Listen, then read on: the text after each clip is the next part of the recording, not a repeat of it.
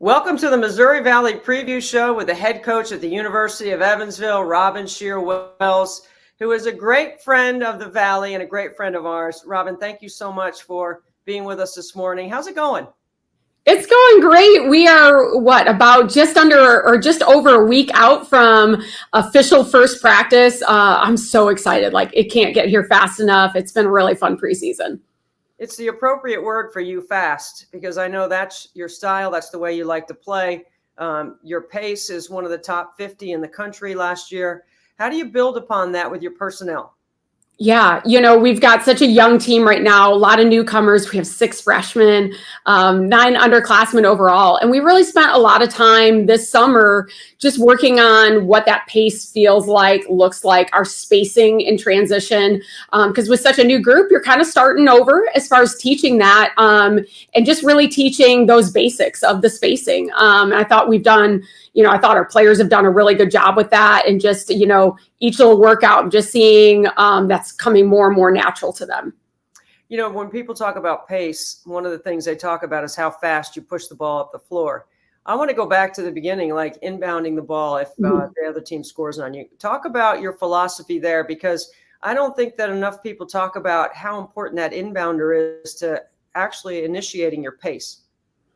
Extremely important. And there's a transition drill that we do almost every day in practice that specifically just works on taking the ball, our post players taking the ball out of the net and how they inbound it and timing it with our point guards. And our point guards have to work on that timing and how to cut and get open. We put a defender on them every single time to work on that. And it takes a lot of work and chemistry.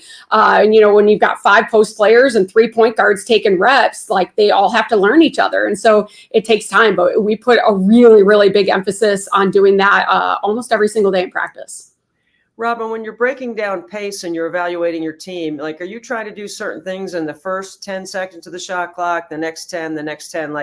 Take us inside how you might break that down.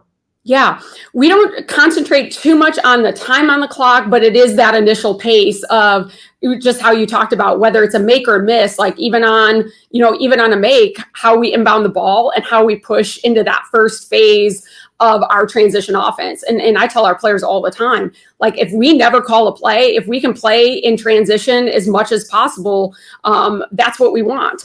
We talk about it. I call it our drive, kick mode, that we're trying to push into transition. We're trying to create a drive, where we're going to bring some help defense, and then we're looking to kick the ball. And that's that drive, kick concept. And I tell them, if you just play in drive, kick, because you're constantly creating advantages off of creating closeouts, we don't have to call a play. And so that's the very first thing that we work on. We've spent so much time this summer and then in this preseason this fall really working on just that concept alone to try and get them to go out and just be hoopers, right? As long as you can understand our pace and the spacing on the floor, then you can play with a lot of freedom from there. Yeah, isn't that the way the game is evolving? I know from the NBA to the WNBA, it's not as much play calling as it is concepts. If you can get into these actions, if this action triggers something else, and then you're talking about closeouts. Let's go a little deeper on that, because not every player knows how to attack a closeout or can get that. You say kick, I would say swing, and you get them in rotation. Break that down a little bit more for us in detail, because I think this is some basic stuff that sometimes you're keeping it simple. Some people overcomplicate it. It sounds simple. I know it's not easy to teach or easy to do, but break it down a little.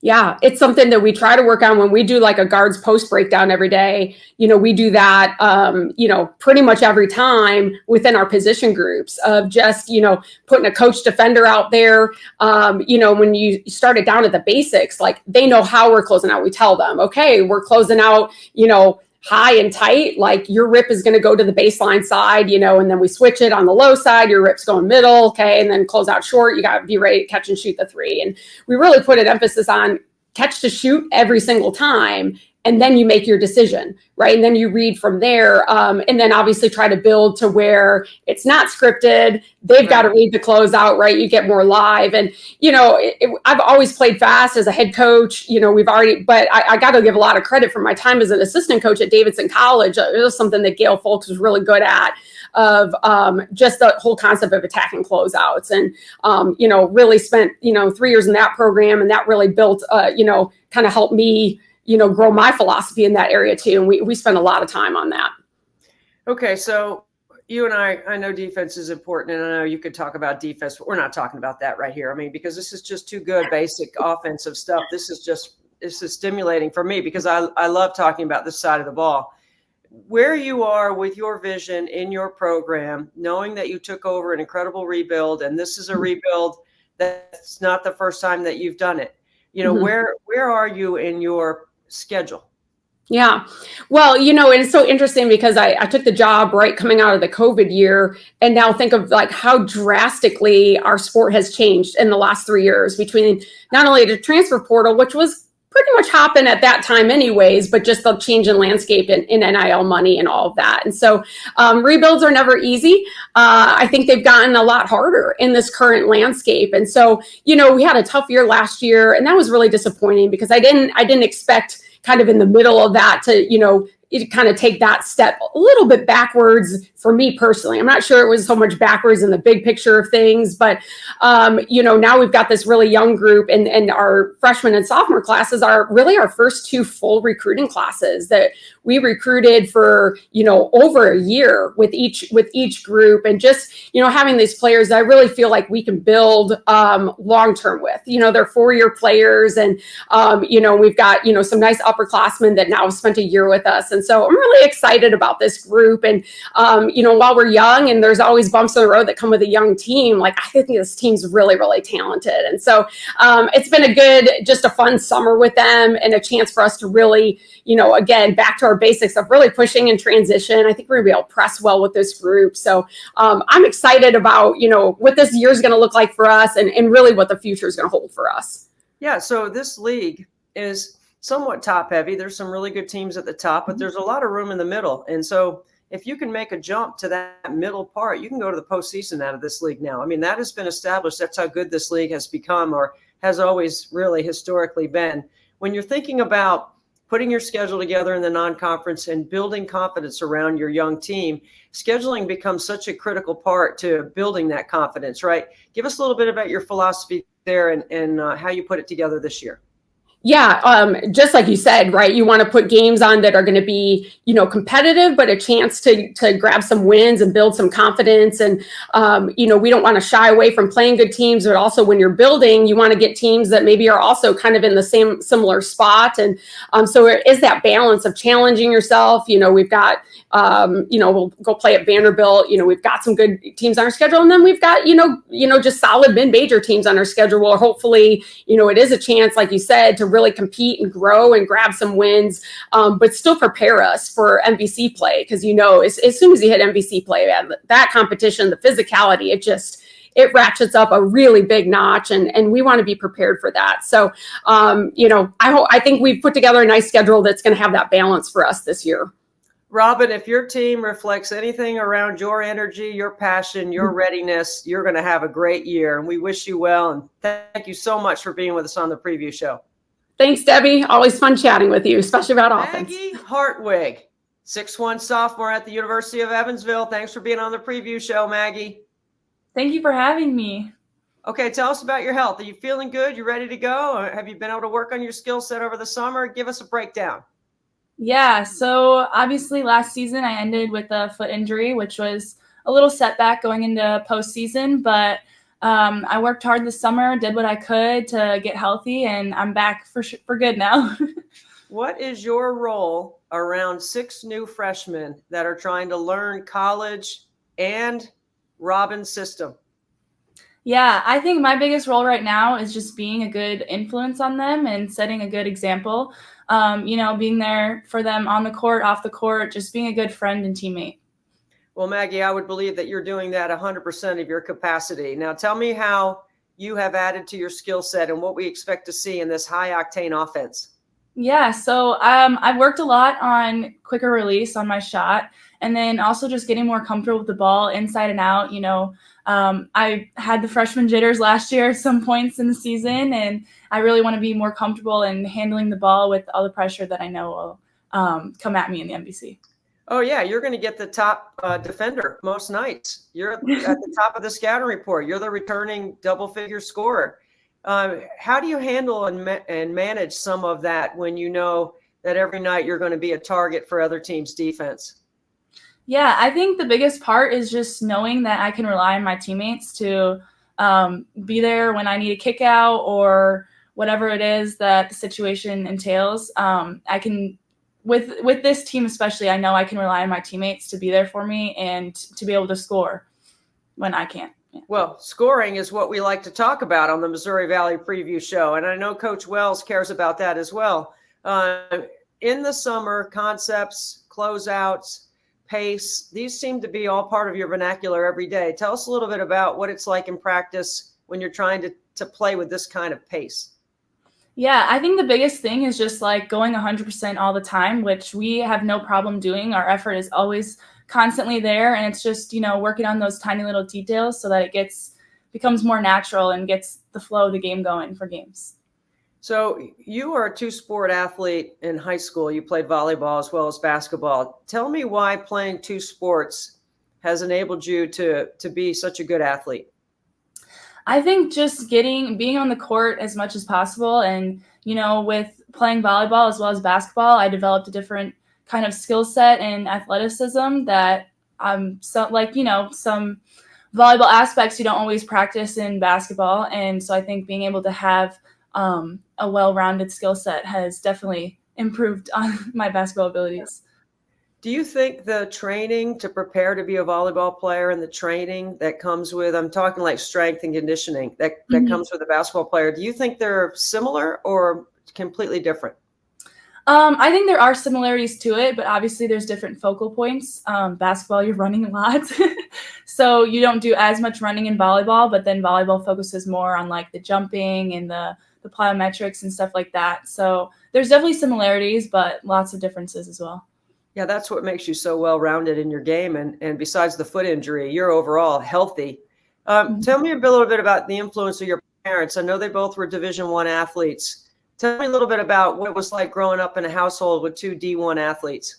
Yeah, it was fun. My parents were super into every sport I did. It didn't matter if it was basketball or volleyball, and they were always so supportive for me, driving me to games and always feeding me and stuff. And my dad especially, he was constantly getting me in the gym, getting me working on basketball. 1v1ing him has helped a lot. And got a 6'6" big guy in the paint, so playing against him just made it easier in games. And he really did have a big impact on where I am today, as well as my mom, of course.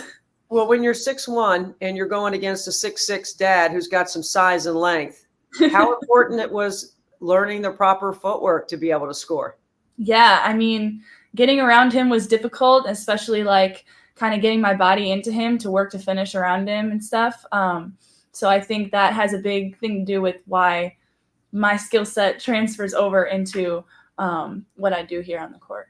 Well, Maggie, we're not far from the opening of the season, and I know it's going to be a fun season in Evansville based on the way that you guys are going to play. What are you most looking forward to this year?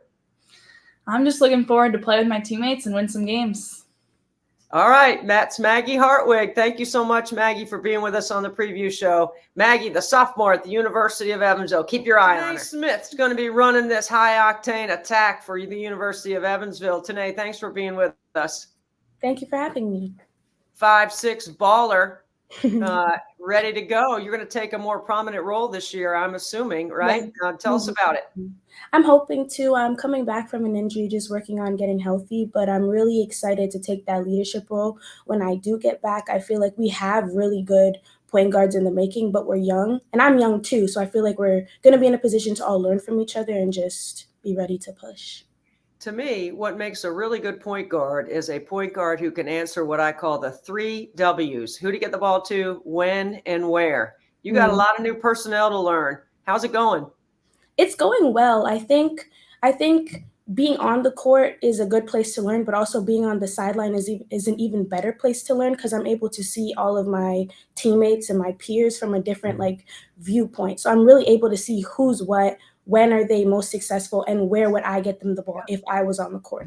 Well, you'd get a grade A from me if you can answer all those questions, because I think that's so important, especially when you're playing in the concepts with the pace that Coach Robyn wants you guys to play in. How is all that being managed on a day-to-day basis for you?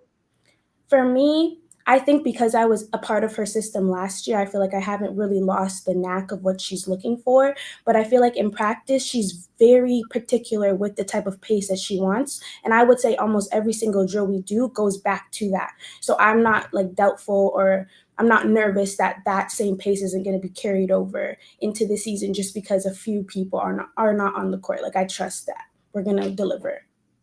Tené, competing and winning can be two separate concepts, right? And for you guys, I know you're going to compete. What's going to be the difference this year and being able to close out some of those games that were really close that you lost last year? I think just mental fortitude. I think being able to listen to coach and then go on the court and translate. I think sometimes because we were really young last year and we're going to be young this year, we get like caught up in the moment. But if we can take age and experience out of it and just remember, like, we're basketball players, we've done this before, we can do it again, then we're going to be able to close those games out 100%. That is great advice. And I'm going to hope you're going to rewind the tape in January and give yourself that same advice when the season kicks in full gear for the Valley. Now, you've had 1 year experience in the Valley. What do you love about playing in the Missouri Valley? I love that there's little point guards like me, and then there's bigs like my bigs. Like, it makes it nice to go out and play somewhere like my height. I just like it. It'd be fine if they were 6'2", but I enjoy it. Okay, so you bring up your size. You're not a big point guard. You're small, but you're quick, you're smart, you're competitive. What makes it so much fun to be smaller when people see you come in and they don't think you're on the basketball team? They think that you're running track or doing something different, like playing tennis or swimming or something that doesn't require size. Right. I just get to be a surprise. Like, you don't know what I bring to the table because I'm so small. Like, I could be a shooter, I could be a slasher, I could be a great defender, I could be a great passer, I could be all of it if I choose to. So I just get to show you. I can see pure happiness and joy in the way you play, and I certainly can hear it in your voice. Why? I love basketball, and my love for basketball isn't just rooted in my success. It goes all the way back to family. So my dad, he's the one who introduced me to the game. He's the guy that loves basketball the most. I don't know if there's anyone on this planet who loves basketball more than him. Oh, you? Maybe. I don't know. Maybe. There's a possibility. But so it makes me happy to be successful, and then it also makes me happy to know that I'm making him happy just by doing my best. So. Well, Tené Smith, we're looking forward to watching you. And I know that it'll be tough to keep an eye on you because you are typically a blur up the floor. And in this pace that Evansville likes to play, it's going to feature your entire skill set. Thanks for being with us on the preview show.